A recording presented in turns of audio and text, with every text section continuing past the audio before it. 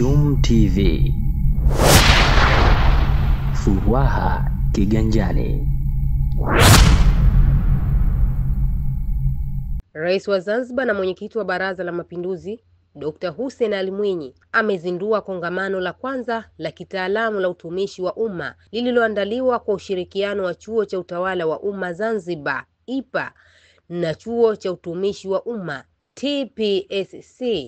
Akizungumza katika kongamano hilo amesema serikali itaendelea kuimarisha utumishi wa umma kwa kulinda misingi ya uwajibikaji, kukuza matumizi ya teknolojia ya kisasa na kuhimiza ubunifu unaolenga kuboresha utoaji wa huduma kwa wananchi. Hii ni Chum TV. Usisahau kusubscribe, kulike, kucomment na kushare. Mimi ni Ramla Ramadhan. Tutaendelea kuweka mazingira bora ya kazi, kuongeza fursa za mafunzo na kuhimiza matumizi ya teknolojia na ubunifu katika kutoa huduma bora kwa wananchi wetu. Kwa hakika, utumishi wa umma ni muhimili muhimu wa maendeleo ya kijamii na kiuchumi na ni nguzo kuu ya kufanikisha dira ya taifa letu ya kuwa na Tanzania yenye haki, ustawi na maendeleo endelevu kwa raia.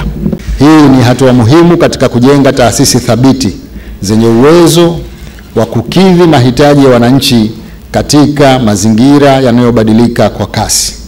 Kwa kutambua mchango huu mkubwa, Serikali ya Mapinduzi ya Zanzibar inatoa ahadi ya kuendelea kushirikiana na taasisi hizi ili kuhakikisha zinaendelea kuimarika. Ningependa kongamano hili liwe mwanzo wa hatua mpya katika kuimarisha utawala bora, ufanisi na huduma bora kwa wananchi wetu. Napenda kutumia fursa hii kutoa shukrani zangu za dhati kwa Rais wa Jamhuri ya Muungano wa Tanzania, Mheshimiwa Dr. Samia Suluhu Hassan kwa mchango wake mkubwa katika kuhakikisha kwa utumishi wa umma unapata mafanikio zaidi. Tunathamini jitihada zake katika kuimarisha muungano na kuimarisha huduma za umma kwa Watanzania wote.